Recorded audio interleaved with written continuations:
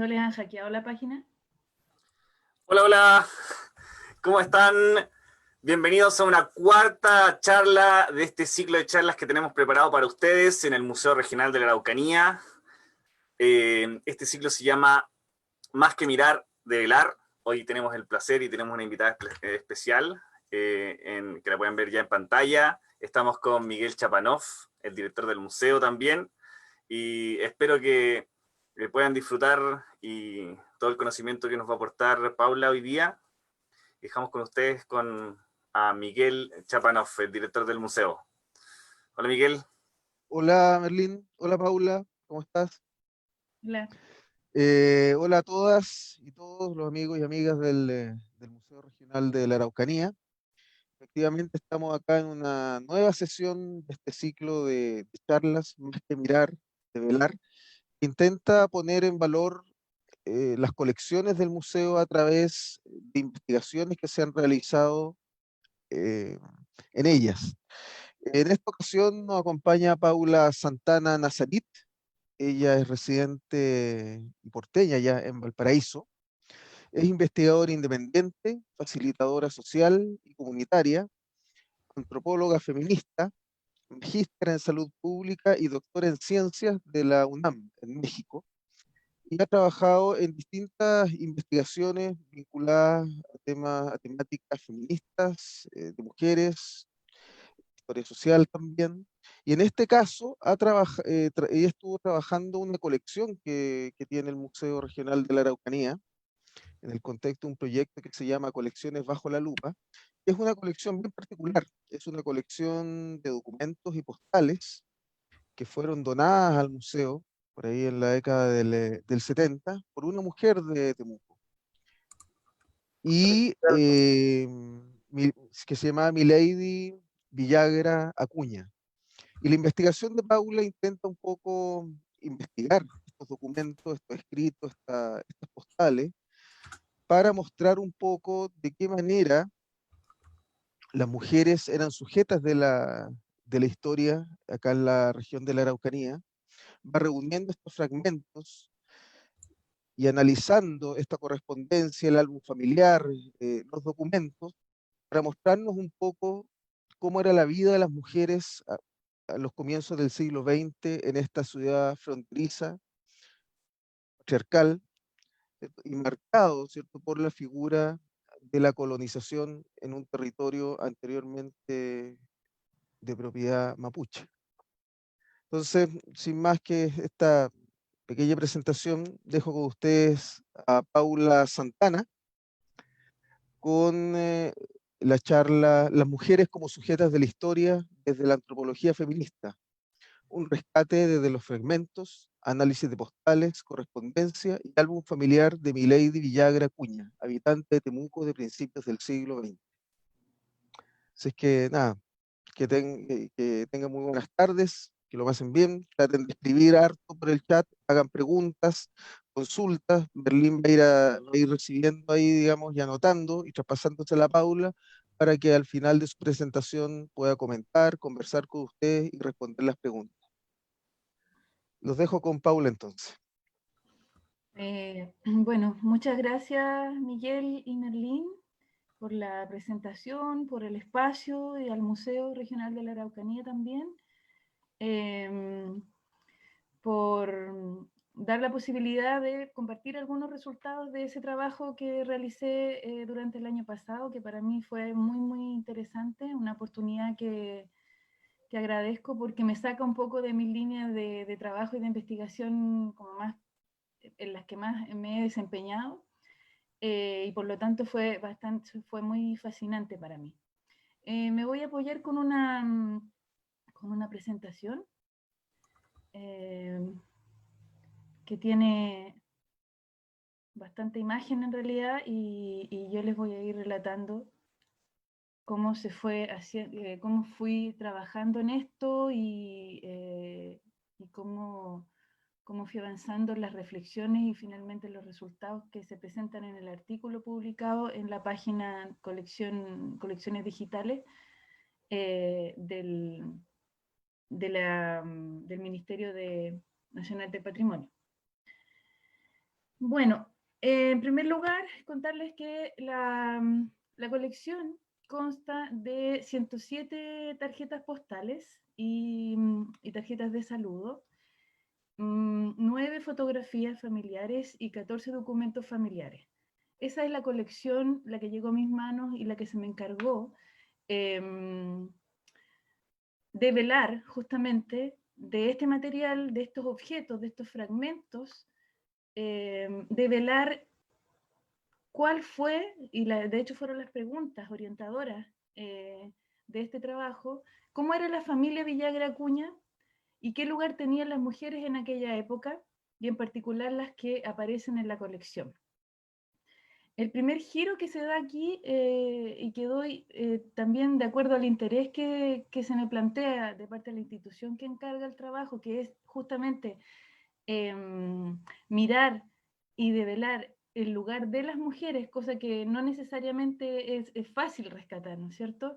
El primer giro es que viene la colección con un registro ya masculino, con el jefe de familia, el patriarca, ¿no es cierto? La colección se llama Colección Villagra, pero fuimos escarbando y en realidad la Milady, que es una de las hijas, la que entregó la colección al museo, entregó no solamente los documentos del padre, si es que quisiera, si es que hubiera querido hacer trascender a su padre, ¿no es cierto?, sino que entregó todo un conjunto de intercambio epistolar que le involucraban a ella de manera protagónica, como también a otras mujeres de la familia. Por lo tanto, es interesante poner el ojo justamente en esa pregunta, ¿por qué ella no entrega solamente el material del padre, ¿no es cierto?, que es el que más destaca en términos históricos por su rol, que ya vamos a comentar un poco más de eso, sino que también en el fondo dejar testimonio de la existencia y del habitar de ella y de otras mujeres. Bueno, dibujando la huella. Como les conté, la colección, si bien es profusa en imágenes, es bastante escueta en la información que entrega y en el texto, en los textos. Son bastante pequeños y reducidos, por lo tanto, hubo que echar mano de una serie de herramientas de distintas disciplinas, de la historia, incluso es una especie de trabajo arqueológico esto, porque se cuenta más bien con poca información histórica. Entonces, ¿qué es lo que tuve que hacer, aparte de la revisión de estos documentos y de estas imágenes? Es acudir al registro civil, al archivo regional de la Araucanía, donde pude también revisar documentos notariales, legales, como por ejemplo posiciones efectivas, herencias, traspasos de propiedades, etc., ¿no?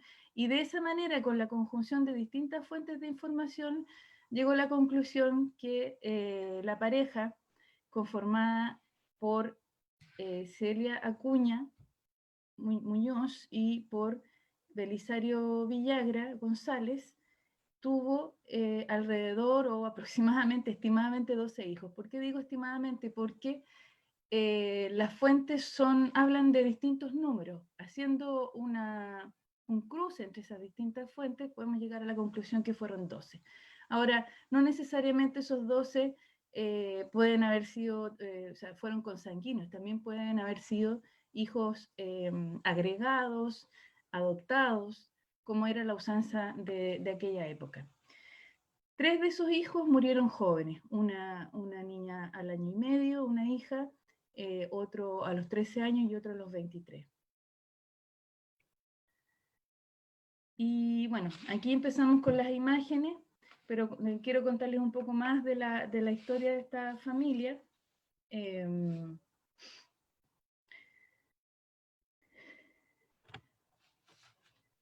La familia, como les dije, estaba, bueno, Belisario viene migrando desde Linares y Celia de San Carlos. Los dos son migrantes y llegan en el periodo fundacional de Temuco.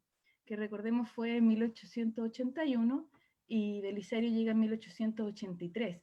Es decir, es un periodo muy convulsionado, violento también, porque es un periodo de estrategia bélica que tiene por objetivo desplazar a los pueblos originarios, especialmente en esa zona, pueblo mapuche.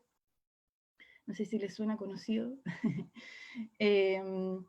Estaba terminando la pacificación, la empresa bélica Pacificación de la Araucanía, que duró oficialmente hasta 1883. Por lo tanto, era un tiempo bastante álgido.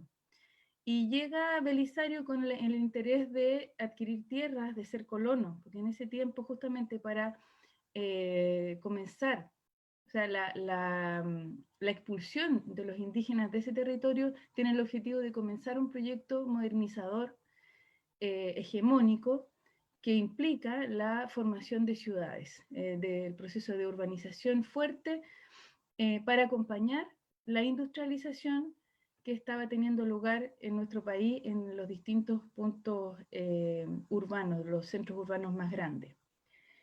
Y bueno, entonces Celia llega en ese periodo, que es la que vemos aquí en la fotografía. Esta fotografía data de 1900. Él llega con la intención de ser colono, solo los hombres pueden ser colonos.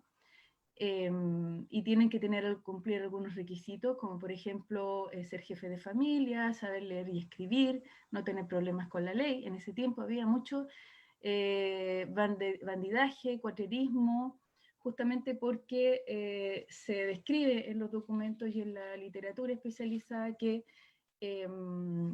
junto con el proceso de desarrollo o progreso que acompaña el crecimiento o la instalación de la ciudad, hay una parte de la población que no se ve beneficiado por este proceso, ¿no es cierto?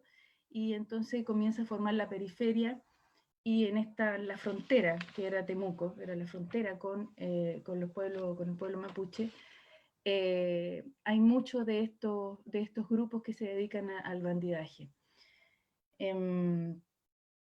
Y entonces, bueno, se diferencian de ese tipo de grupos, esta pareja, y que llega a probar suerte, ¿no? Celia, como mujer, es valorada como esposa, ¿no? Y ese era uno de los requisitos que tenía que cumplir aquí Belisario para ser colono. Aquí vemos a Belisario.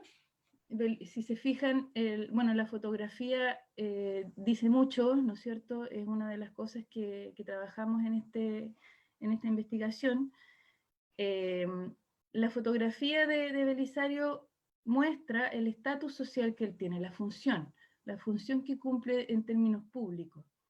En cambio, vamos a ver también más adelante, Celia se muestra en la fotografía con una representación más bien de una esposa que tiene ciertas características también este proyecto modernizador hegemónico que implica y que tiene un impacto importante en la conformación de la familia. Bueno, siguiendo con lo que pasaba en Temuco, que es importante porque fue el contexto, o sea, es toda esta lectura de estas imágenes no es posible si no se tiene en cuenta el periodo histórico que tocó vivir a esta familia, ¿no? Entonces, este proceso de urbanización implicó un crecimiento rápido de la población de Temuco, y también un crecimiento rápido de la industria agrícola, principalmente agrícola en esa zona, pero también forestal, ganadera y comercial. Era un centro neurálgico Temuco.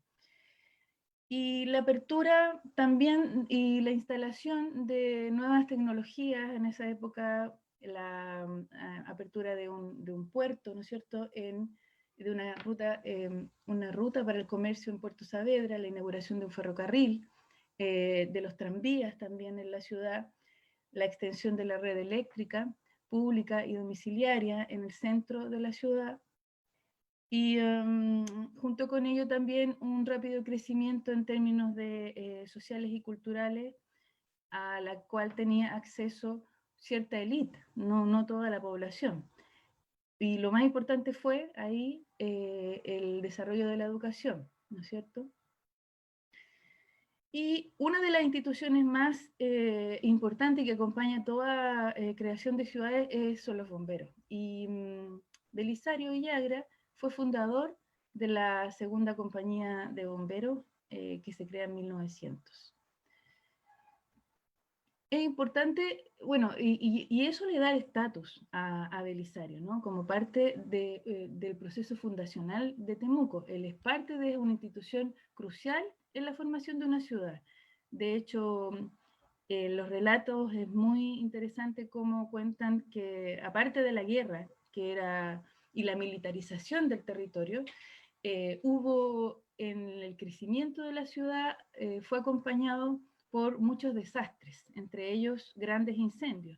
Es renombrado el incendio de 1908. Más adelante tengo una imagen, me parece. No, ese es un cuadro, un plano de la ciudad donde se muestra cómo fue muy grande este incendio y más de 3.500 personas, familias quedaron sin hogar.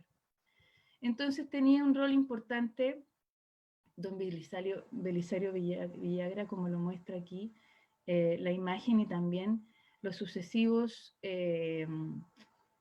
diplomas que él recibió por su participación absolutamente dedicada y comprometida. Tiene varios diplomas entre los documentos familiares de los cuales consta la colección.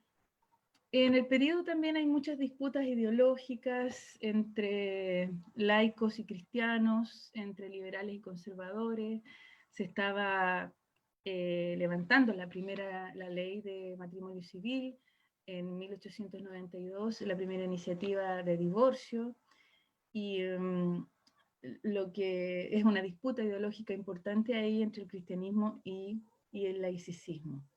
La educación, como decía, que era tomada por franciscanos y capuchinos principalmente, también fue un lugar de disputa, porque con la llegada de colonos extranjeros, que alcanzaron a 1000 de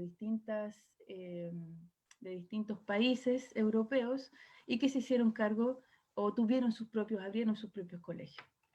Todo esto entonces era parte del contexto en el cual le tocó vivir a la familia, junto con la descomposición del campesinado, la desestructuración de las comunidades indígenas y la industrialización y la consolidación de las ciudades. Bueno, esta es la pareja. Esta foto es de 1896. Si se fijan, bueno, estas fotos tienen una forma de tomarse que es bastante estándar. Se visten para la ocasión y se posan de manera tal que transmitan, la pareja en este caso, o los retratos individuales, transmitan elegancia, como una mirada lejana, serena, altivez, orgullo, ¿no? Aquí ya se ve otro tipo de vestimenta.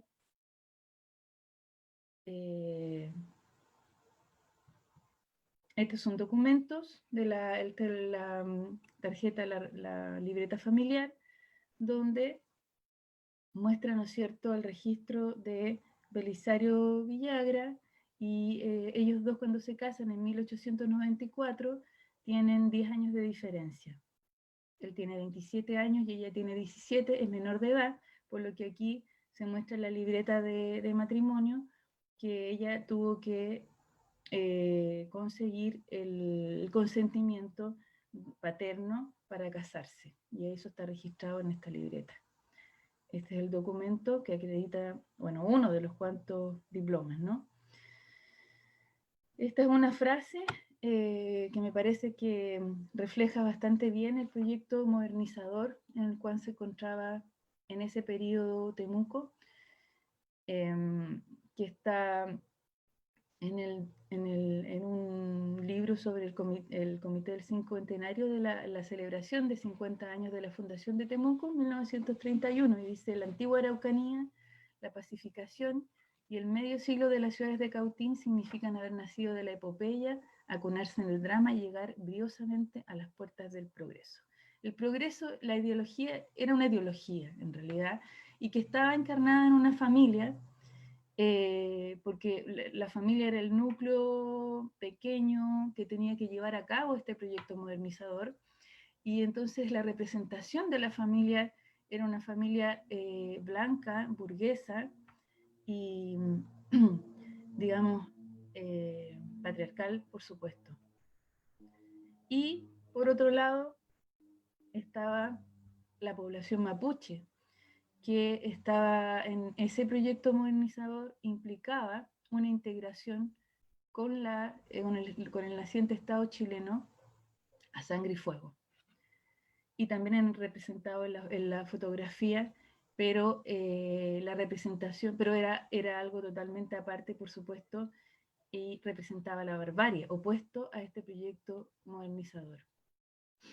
Ahí algunas imágenes de esta urbanización que implicaba, por ejemplo, el transporte, la modernización del transporte. Y bueno, en cuanto a las mujeres, voy a ver cuánto tiempo llevo. Ya. Al rol que cumplían las mujeres, o qué podemos observar a partir de esta colección en cuanto a la huella de las mujeres. Bueno, como les mencionaba anteriormente, tanto en los documentos, por ejemplo, que pude revisar, él aparece con un estatus que viene de la función o de la importancia pública o política que cumple por ser hombre, Belisario, ¿no? Entonces aparece como comerciante, como colono, en los documentos legales, como bombero, ¿no es cierto? Y Celia aparece como dueña de casa. Entonces, la definición y el registro de ella en los documentos notariales, así como en general era usual en la época para las mujeres, más bien se refería a su rol de género que a otra rol social que pudieran cumplir. Sin embargo, las mujeres en esa época eran parte estaban ingresando al mercado laboral cada vez más, ¿no es cierto? Principalmente se concentraba la mano de obra de las mujeres en la industria manufacturera, en la industria textil, luego en la industria alimentaria, en la alfarería, en menor medida, en la elaboración de tabaco también, y por otro lado en el servicio doméstico y seguido del comercio, y también de manera más excepcional había mujeres que se dedicaban a oficios considerados masculinos como en el ámbito pesquero, minero y oficios agrícolas también. Sin embargo, la mayor parte de las mujeres que trabajaban pertenecían al estrato socioeconómico bajo, que trabajaban, digamos, fuera de la casa, y de clase media. Eventualmente la clase media se dedicaba al ámbito de la enseñanza, que también era reciente el desarrollo de los establecimientos educacionales y que fue desde el principio altamente feminizado. Entonces ahí bueno, en la enseñanza, en la salud y en la religión eran los lugares donde se ocupaban laboralmente las mujeres de clase media. Pero cuando murió don Belisario, murió en 1913, cuando tenía 46 años, Celia significó esto para ella desafío y oportunidades, porque comienza a ser nombrada como comerciante, comienza ella también a tener poder sobre la administración de las propiedades de la familia. Ella es la que hereda o vende propiedades, ¿no es cierto? o sea, ya empieza a ser visible. Celia comienza a ser visible públicamente, o por lo menos los documentos notariales, cuando muere su esposo. Y a partir de ahí, ella asume un rol más protagónico, como les decía, en la economía familiar, y empieza una línea femenina de herencia. Habiendo hombres en la familia, las propiedades se fueron heredando, primero a la madre, ¿no es cierto, Celia? Luego a una hija, la hija mayor, y esa hija mayor lo hereda a su vez 2 veces más, así se pasa a otras 2 hermanas las propiedades. Y por alguna razón que está documentado en un estudio, se dice que la línea femenina predominaba en la herencia por las prolongadas ausencias de los hombres en esa época que salían en búsqueda de trabajo, o simplemente abandonaban el hogar, y por lo tanto era más inestable la presencia de los hombres y era menos seguro que los bienes familiares, el patrimonio familiar perdurara en manos de masculinas. Y lo otro que podemos también, que identificamos, que encontramos en la vida de estas mujeres, es que hay una gran diferencia entre la generación que representa la madre, que es Celia, y luego la que siguen Milady y Ramona Luisa, que son las 2 hijas que aparecen más, están más presentes, o a quienes va más dirigida la correspondencia epistolar a base de tarjetas postales, ¿no? Ya que Celia se dedica gran parte de su matrimonio, que son 18, 19 años, a parir. Ella va teniendo hijos año tras año, ¿no es cierto? Por lo tanto, digamos que era bien difícil dedicarse a otra cosa. Pero sus hijas, estas hijas, por lo menos las que más aparecen en esta colección, toman otro camino. Un camino que no era esperable en ese tiempo socialmente, que no era lo que se esperaba para las mujeres de esa época, que fueran madres, esposas, ¿no es cierto? En cambio, estas 2 mujeres, al parecer, fueron nulíparas, no tuvieron hijos, no se casaron, y una de ellas, Milady, que es la que entrega la colección, ella además ejerce como maestra en Río Bueno, maestra rural, y por lo tanto fue pionera en su tiempo. De hecho, aquí de eso habla esta cita: la primera experiencia política real de las mujeres la constituye la educación, en tanto salida del enclaustramiento y enfrentamiento a sus opositores. Es la primera puerta derribada por las mujeres en tanto género, y es por lo tanto la primera oportunidad, como dice ahí, política, para constituirse como sujetas históricas, sujetas políticas. Aquí tenemos a una fotografía de Celia. Celia ahí viste con luto riguroso, de pies a cabeza, y la fotografía es de 1913, año en que muere Belisario, pero además es un año muy, muy convulsionado para Celia y para la familia, porque ese año, en enero, muere su hija de 1 año y medio, en agosto muere su marido, y el mes siguiente nace su último hijo, Honoré. O sea, ella estaba en ese momento en un embarazo avanzado. Aquí una fotografía familiar, que era una típica representación de la familia en esa época, con la madre al centro y rodeada de sus hijos e hijas. Es decir, ahí que es lo que se quiere resaltar, su rol, por supuesto, su rol de género como madre. Aquí la tenemos en otra, otro tipo, otro estilo, un retrato que la muestra a ella como mucho más distinguida, con una estola de piel, y demostrando como elegancia y ya con una representación más moderna, con pelo corto, ¿no? Esta es una imagen de otro texto, de otro artículo, que me pareció interesante también para mostrar cómo era la representación fotográfica en esta época de las mujeres.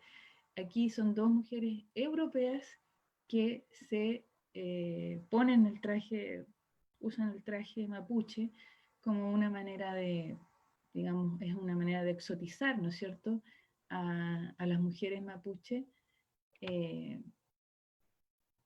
eso, exotizarla. Aquí tenemos las, bueno, pasamos aquí a las tarjetas postales. Déjenme revisar.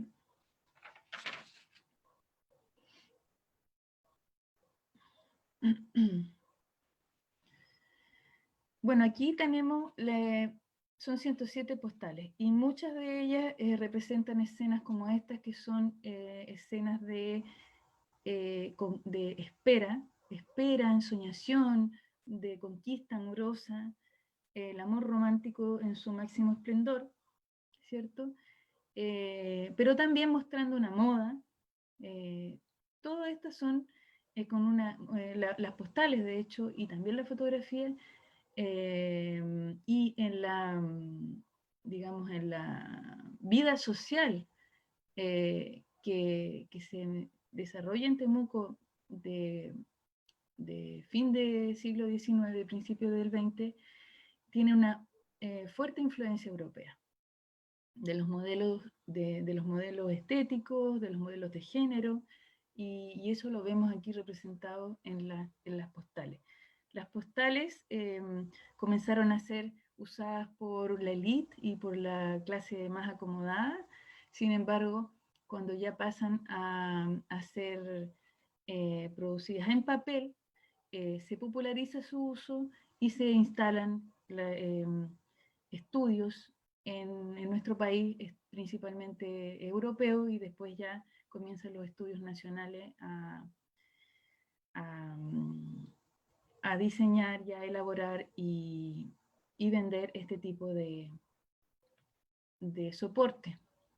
La fotografía, se usa mucho ahí el pintado de la fotografía en blanco y negro con acuarela, que es un estilo que se da, un estilo estético y artístico que se da en el Art Nouveau, como esta, por ejemplo, donde el fondo blanco y negro y se colorea con anilina o acuarela algunos trazos de la fotografía para hacerlos resaltar.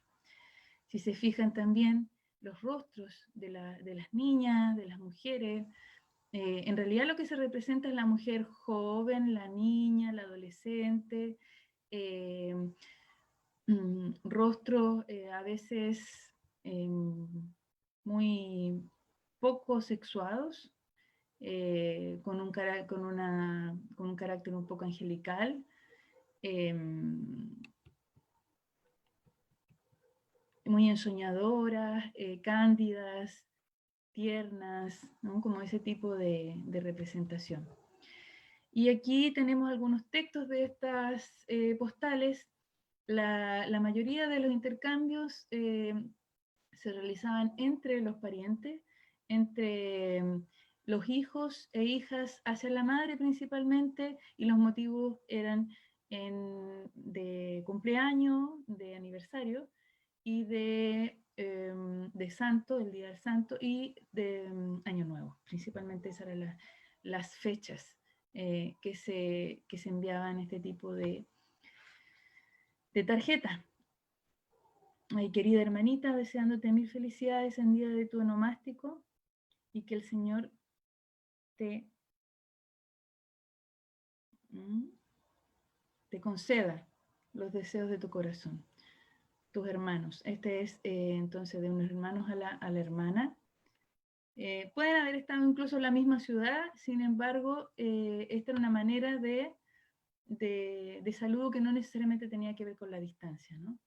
Aquí esta es una postal enviada a la madre.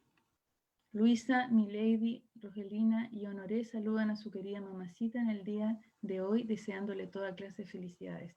Ese eran los textos, eran textos muy estandarizados que dejaban poco lugar a la interpretación. Y bueno, hay unas como 4 o 5 o un poco más de tarjetas postales dirigidas a Luisa Villagra, de amigas, de parte de amigas, y con un lenguaje muy amoroso que pudiera ser interpretado ya sea como muestra de una amistad sincera, ¿no es cierto? Y también de el lenguaje que se usaba en la época, que venía de un tiempo en que dice un texto que era una moral un poco más libre, a la que se empieza a imponer con este proyecto modernizador, eh, que hace que la moral es más estricta. Entonces, el lenguaje podía ser más directo y podía ser mucho más abierto en cuanto a transmitir lo que se sentía, los sentimientos y las emociones. Y también, ¿por qué no? También da lugar a la interpretación de relaciones amorosas entre mujeres. Esta postal eh, reza: no dudes, Luisa amada, que yo deje de quererte, solo olvidarte podría en el seno de la muerte. Su amiga Hilda Dañín. Esta otra, que la verdad es que no leo, así que, pero bueno, esta es un ejemplo también de ese tipo de misiva. Aquí vemos más representaciones de las mujeres, muchas de ellas en términos ensoñadores, como en espera de que llegue el príncipe azul, en el fondo es eso, y otras como mostrando patrones de moda a seguir, como es la mujer ahí que está con un traje un poco oriental, ¿no? Esta ya es una postal donde lo que se transmite es que la mujer debe modernizarse, ¿no es cierto?, cortando sus vestidos, sus mangas, acortando el pelo. Ya esta es una imagen mucho más moderna de las mujeres, y esta, que me encanta a mí, también muestra ese tránsito o esa imagen moderna de las mujeres que se quiere masificar, y en este caso ya usando pantalones, ¿no?, que era totalmente revolucionario en la época. Y esta imagen que también me parece muy interesante, bueno, por supuesto que aquí podemos deducir que son mujeres de una clase alta, pero miran hacia el horizonte, un colectivo de mujeres transmitiendo una fuerza como un poder femenino. Entonces, de esas 107 postales, lo que se puede como sintetizar en cuanto a lo que representan es, por un lado, mujeres cándidas con rostros angelicales, infantiles y actitud ensoñadora, mujeres vinculadas a alguna actividad, leyendo, atendiendo a sus hijos, siempre en su rol de madre, parejas en situaciones románticas, niñas y niños sexualmente ambiguos con rostros angelicales, y mujeres modernas, alegres, en algunos casos de pelo corto y vestimenta más cómoda, audaz. Como para terminar, igual se me están quedando muchas cosas en el tintero, pero quizás sea la oportunidad de compartirles cuando ustedes puedan participar. Pero para cerrar esta parte, algunas reflexiones finales que surgen de este trabajo es que esta familia que podría haber pasado en el anonimato, excepto por la participación de Belisario, ¿no es cierto?, que cumplió un rol público y que está registrado en los documentos de memoria de la institución, por ejemplo, o incluso de la ciudad. No así el de los otros integrantes de la familia y, por ejemplo, las mujeres. Pero toda esa familia participó fuertemente en el proyecto republicano moderno que permeó este periodo finisecular de la ciudad. ¿De qué manera? Participando en las instituciones fundadoras, como Belisario. Celia participa en su función reproductiva, porque en ese tiempo producir personas para la mano de obra, para la industrialización, para el trabajo, era parte del proyecto nacional. Entonces, dar hijos a la patria era una función, una misión que se le encargaba a las mujeres y era parte del proyecto patriótico. Entonces, Celia participa de esa manera. Sus hijos e hijas acceden a la educación que estaba también recién desarrollándose, por lo tanto se forman también como ciudadanos y ciudadanas, se integran a distintos rubros laborales, y Milady, por ejemplo, también es pionera en ese sentido cuando se forma como maestra. Las fotografías muestran que Celia era la encargada de transmitir el valor de la familia y Belisario, quien proyectaba el ámbito social y político. Las postales representan a mujeres blancas y de rasgos europeos, negando el mestizaje, y realzaban, como ya lo dije, ¿no es cierto?, la ingenuidad, la pureza, por un lado, la serenidad, la espera, la ensoñación como parte de la conquista romántica, pero también, por otro lado, un tránsito hacia una feminidad moderna que se apropiaba simbólicamente de espacios masculinos, porque aparecen en algunas tarjetas tomando una copa, tomando alcohol para una tarjeta, por ejemplo, de Año Nuevo, usando pantalones, fumando, ¿no es cierto?, apropiándose entonces simbólicamente de lo que hasta ese momento se consideraba masculino. La colección también permite adivinar una dramática ruptura generacional entre las mujeres, que es la generación de la madre, como una madre paridora y fiel a un modelo de género reproductivo, y de las hijas que no tienen hijos y que se rebelan o transgreden de alguna manera ese rol y ese modelo que hasta ese momento era el que se promovía para las mujeres de su clase, que por lo demás ellas, esta familia se encaja más bien en lo que podría ser la clase media, porque no son grandes latifundistas, no son grandes propietarios ni grandes empresarios en el Temuco en ese periodo, pero sí participan de todas estas instituciones, y además se nota también que en la fotografía quieren proyectar pertenecer a cierto estatus, o sea, tener cierto estatus, ¿no? Por último, también es importante, creo, a partir de estos fragmentos que podrían quedar ahí, ¿no? No entregar ninguna información o quedar como anécdotas, ¿no?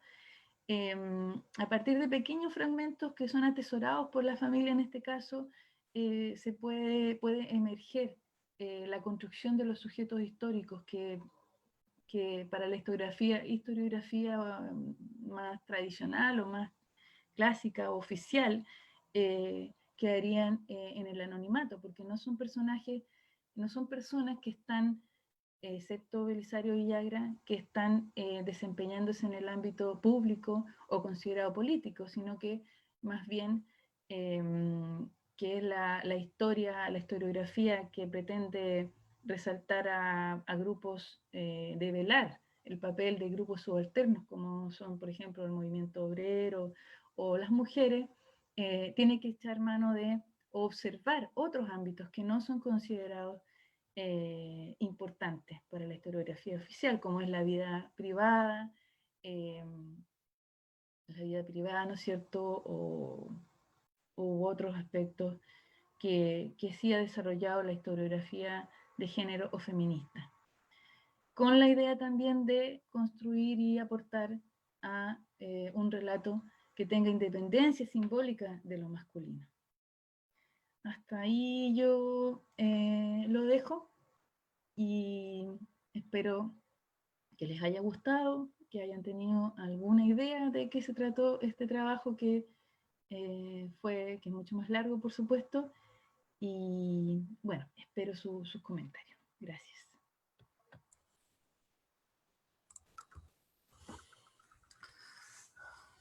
Muchas gracias, Paula, por tu presentación.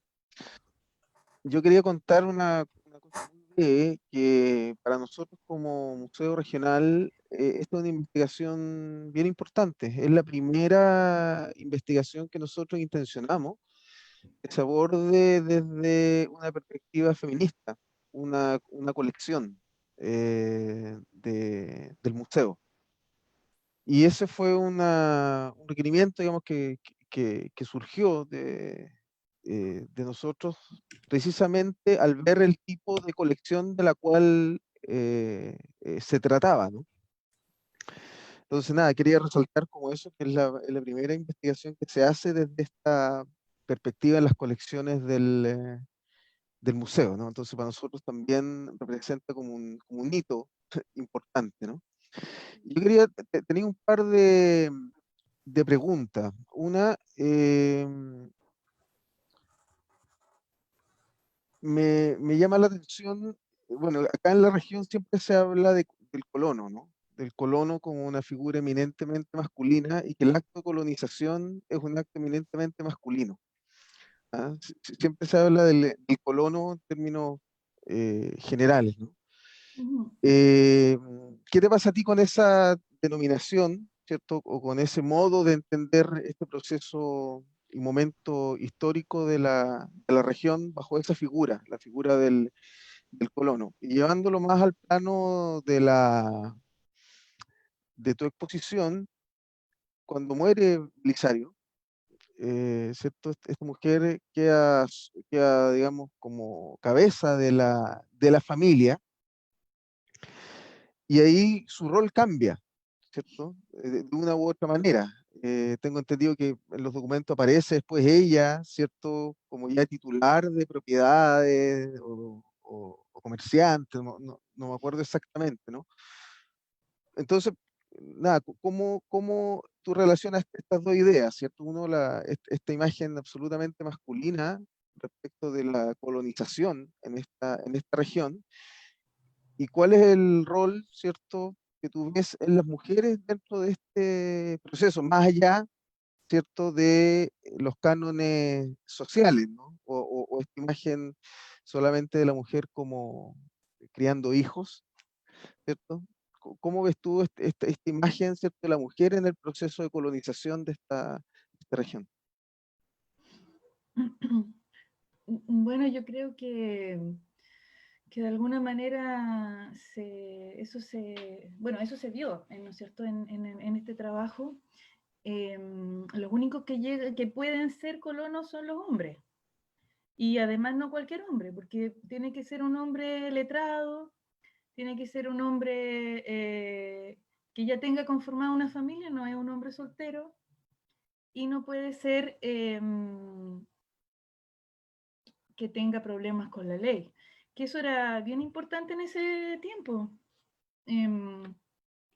porque también habían grupos no pequeños de hombres y mujeres que estaban fuera de la ley. Se dice en algunos textos que cuando es el momento fundacional de Temuco, antes de eso, había una moral más libre, pero que implicaba también mucha mayor tolerancia a lo ilícito, a lo ilegal, tanto de parte de hombres y de mujeres. Y a eso responde también que hay varios artículos, varias investigaciones centradas en la criminalidad en esa época, el bandidaje, ¿no es cierto? Bueno, pero entonces el colono es un migrante que también llega, o sea, que llega en búsqueda, está probando suerte también. Y las mujeres comienzan en ese periodo, o sea, en esa figura de la colonización son totalmente invisibles. Solo pueden ser visibles como madres y esposas. Y viudas, ¿no? Y en este caso queda súper claro que, bueno, que Celia asume ya, ella es, o sea, ella es heredera de toda de la propiedad que se adquirió como colono, que Belisario adquirió como colono.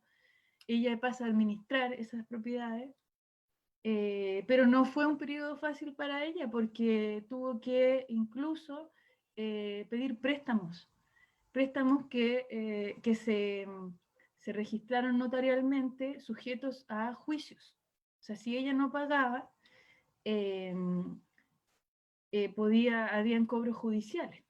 Entonces, ella asume como jefa de familia, pero con grandes dificultades porque, o sea, la única facilidad que se le da es que ella es viuda, ¿no? Y por eso ella puede manejar patrimonio económico de la familia. Y en todo caso, en ese periodo, la jefatura femenina es muy alta. Es muy alta como está demostrado por otros estudios. Por esto que yo mencioné también, ¿no es cierto? Los hombres migraban mucho,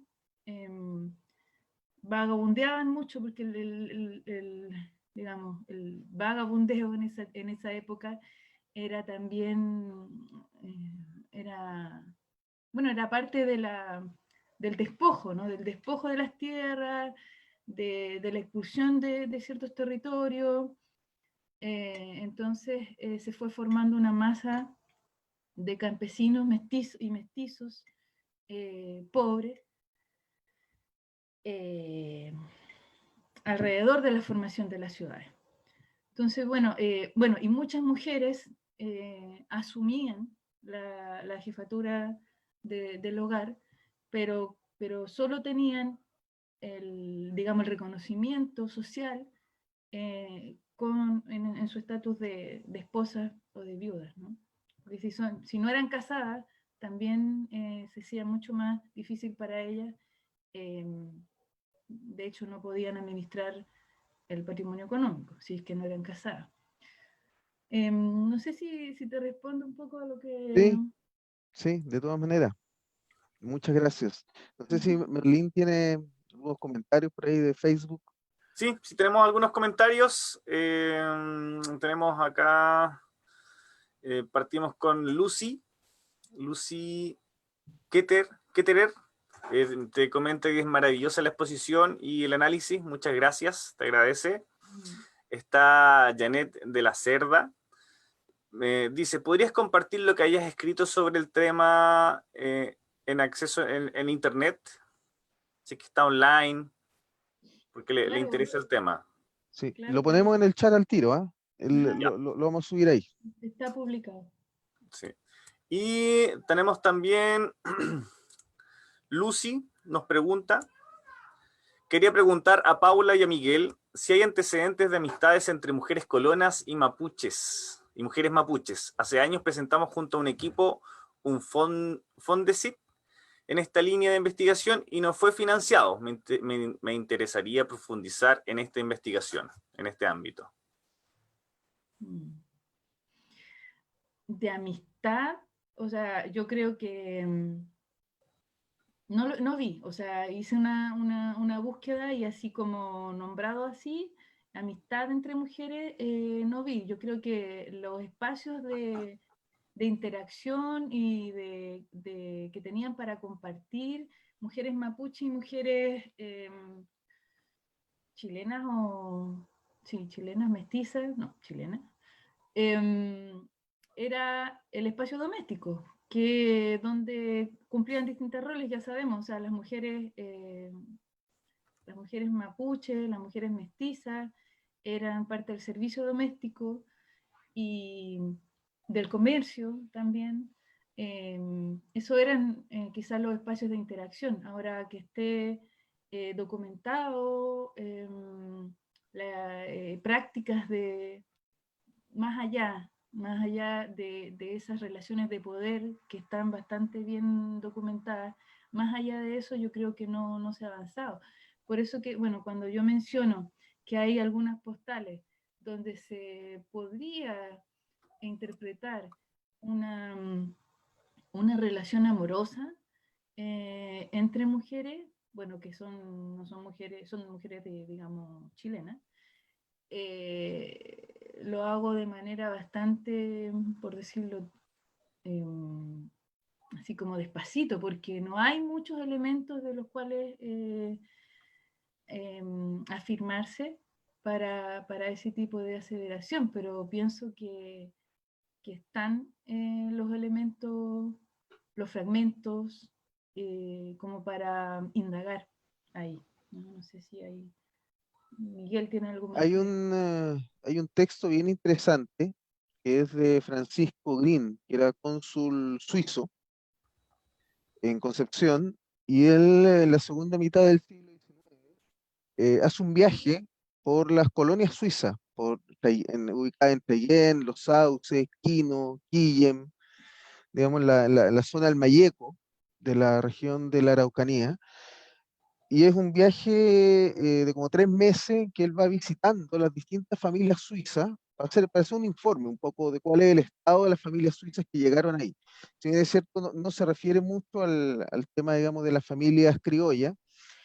Lo interesante es que, como una de las conclusiones que él saca, es que el acto de colonización, al menos él visita cerca de 90 familias y es el catastro. Y señala, digamos, que en la mayoría de esas familias el acto colonizador está siendo realizado por mujeres. Los hombres ya no están presentes dentro del núcleo familiar. Algunos se volvieron a su país de origen, otros, digamos, fueron a comprar cigarros y no volvieron nunca más. Otros, ¿cierto? Murieron en alguna riña en un bar del pueblo. eh, Otros sencillamente abandonaron la familia, y quienes están colonizando y quienes están cultivando los campos, quienes están arando, quienes están despejando los bosques, son las mujeres con sus hijos. Y él habla, ¿cierto?, de la relación que se genera entre estas mujeres, ¿no? Todas estas mujeres solas con sus hijos. Sin embargo, esta relación, ¿cierto?, como de sororidad, ¿cierto?, y de mutuo apoyo, que incluso él dice que se organizan, ¿no? Para hacer algunas faenas agrícolas de manera conjunta. También señala que la relación con las mujeres mapuche, en este caso, es una relación de poder, digamos. Las mujeres mapuche son subalternas respecto a estas otras mujeres. No hay una relación horizontal, ¿cierto? Así como tampoco las hay con las mujeres criollas pobres, digamos. ¿Ah? Las mapuches y las mujeres criollas pobres son empleadas de estas otras mujeres europeas, ¿cierto? Suizas, están en esta relación. No tengo más antecedentes, ¿cierto? Pero ese es un texto bien interesante como para entender al menos, ¿cierto?, qué está sucediendo con la familia y con las mujeres, en este caso de una colonia particular, a fines de la segunda mitad del siglo XIX. Mm. Hay más preguntas, ¿ah? Sí, Eh, Merlín, parece. tenemos a Sandra Parra. Nos pregunta, Paula, ¿puedes profundizar en la imagen de las mujeres criollas vistiendo la vestimenta de las mujeres mapuches? Creo que se refiere a la imagen de las francesas, ¿o no? Claro. ¿La tienes por ahí Eh, o no? ¿La ah, imagen la tienes por ahí? a ver, espérame. ¿Cómo era esta cosa?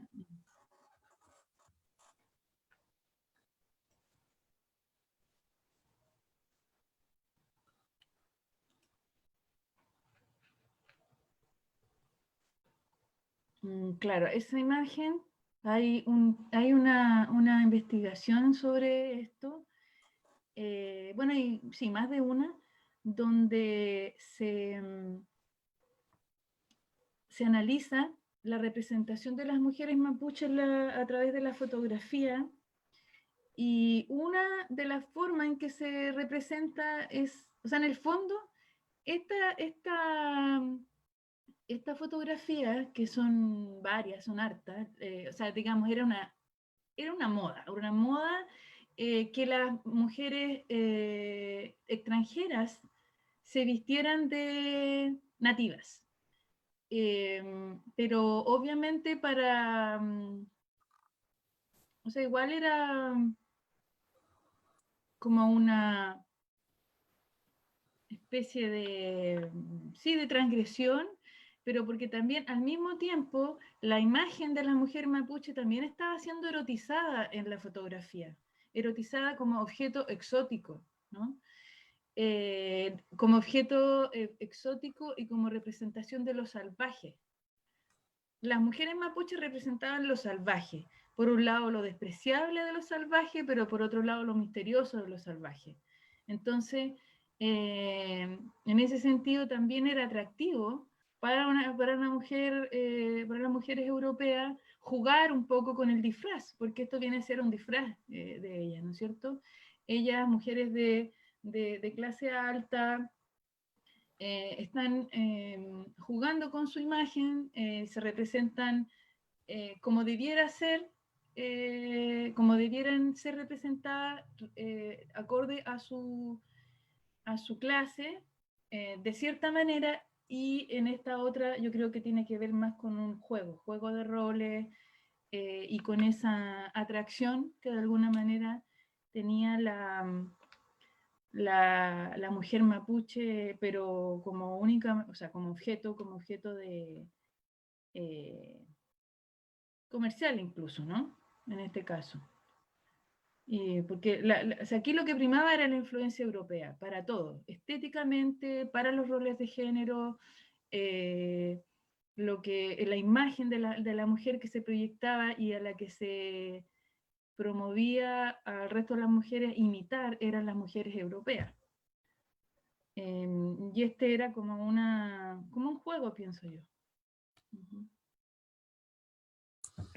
Hay un texto bien interesante que se llama Pudor y representación, la raza mapuche, la desnudez y el disfraz, que es de un antropólogo de la Universidad de Chile, que es André Menard, y que explora, digamos, este tipo de fotografías, ¿no? Que él hace un símil con la pornografía contemporánea, ¿no? Y señala, digamos, que a diferencia, por ejemplo, que hay la fotografía, también hay fotografía de hombres blancos, digamos, o de raíz europea, que se visten o se disfrazan, ¿cierto?, para fotografías como mapuches. Pero él señala, o su hipótesis, ¿cierto?, es que a diferencia de ese tipo de fotografía, ¿cierto?, donde lo que se acentúa son los rasgos de poder del mapuche hombre en el mapuche blanco, es decir, ellos se visten de caciques, por decirlo de alguna manera, ¿sí? En el Claro. caso de las fotografías de mujeres blancas disfrazadas como mapuche, su hipótesis es que ahí lo que se enfatiza es el sentido erótico del salvajismo, ¿no?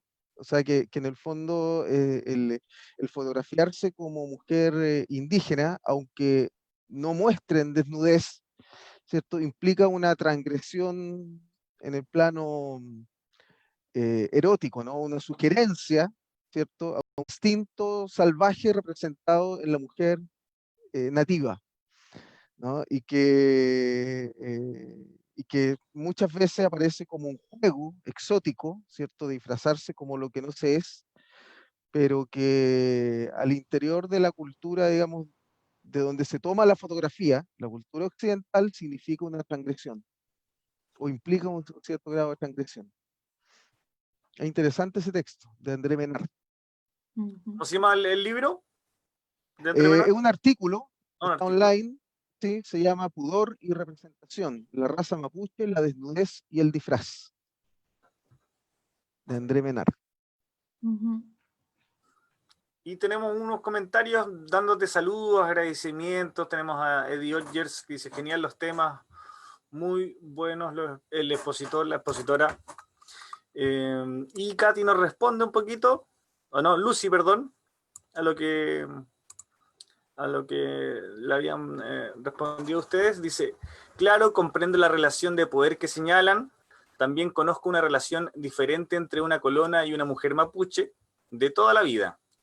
Llegaron a ser comadres. Qué interesante sería poder investigar más y profundamente relaciones de este tipo, saliéndonos un poco de lo sabido. A lo mejor encontraríamos otras prácticas, no develadas. De todas maneras. Sí, pues. Si me pudieras compartir la bibliografía que señala Miguel, te agradecería. Sandra Parra, igual una de las chicas que hizo preguntas, dice muchas gracias por las respuestas y felicitaciones por el trabajo, el desarrollo y la charla. Gracias también a ustedes. Así que son parte de los comentarios de hoy día. Ya, pues.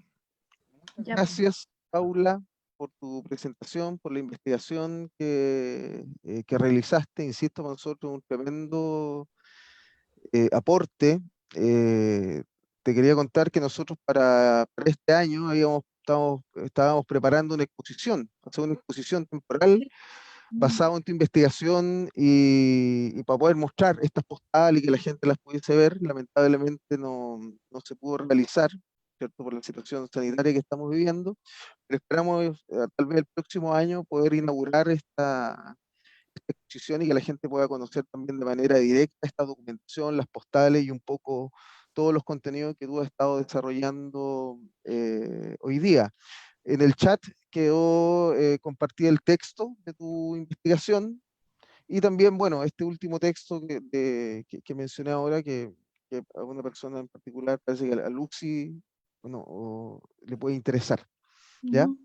Muchas gracias nuevamente, ya, por tu participación, por tu disposición. Gracias también a ustedes. Sí, muchas gracias a todos los que estuvieron viendo, consultando. Así que agradecemos a todos la sintonía.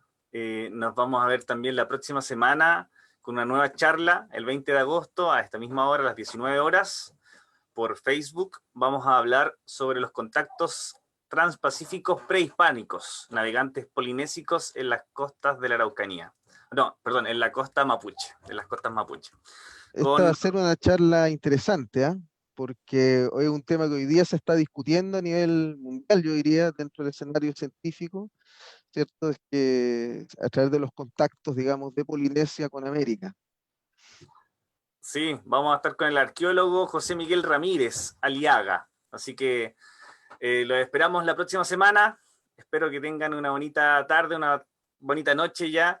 Así que te agradezco mucho, Paula, por tu tiempo. A ti, Miguel, también. Así que, gracias a todos los que nos estuvieron mirando, consultando y haciendo consultas. Así que estén muy bien. Me despido.